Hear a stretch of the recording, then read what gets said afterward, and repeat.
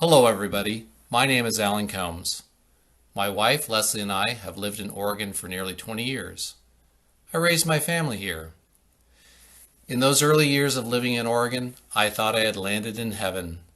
I was eager to take in all things fine about this state: its natural beauty, its wine, its beer, its beer, its wine. Somewhere along the way, I even had a neural phase. Okay, that was short-lived. Beginning about 10 years ago, I finally got a real start in clean tech. I was the beneficiary of the Obama administration's stimulus spending that focused on clean energy. Working for a large solar manufacturer, I helped get Oregon's largest solar project plugged into the grid. By 2016, I was riding high, like a Podesta thumbing out directives and emails from his iPhone. But then it all started to unravel. The anxiety and distress created by social media, the election, the constant downward moving of what is normal bar, what defined truth, what community meant or appeared to even be worth.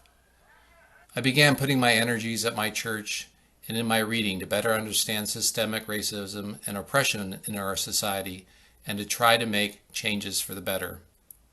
But the bottom kept dropping. The pandering Republicans, Brett Kavanaugh, the failed impeachment, COVID, protests.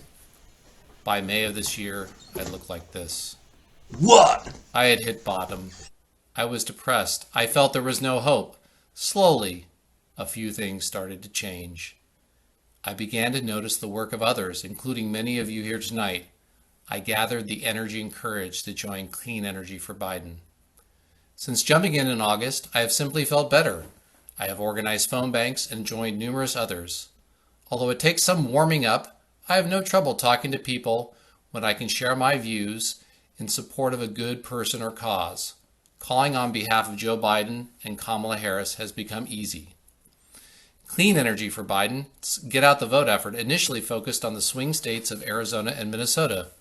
We've had some great guests to share their vision for a clean energy future and to cheer us on, including State Senator Michael Dembrow and OEC Director Diana Nunez. Thanks to great local teams in the swing states and best-in-class technology, I have connected with hundreds of voters. Many simply hang up, some are hostile, some are juvenile. No way, dude, I ain't no way wearing a mask or voting for Biden. But every hour includes several calls where I am encouraging a blue-leaning voter to get their ballot in. And at least once a night, I have at least one conversation that is simply a gem. When calling people in St. Paul, Minnesota 2 weeks ago, the dialer said I was to talk to Rose, a 91-year-old voter. Instead, I talked to her daughter, who herself sounded to be about 70. Rose, according to her daughter, couldn't talk with me because she was in hospice care now.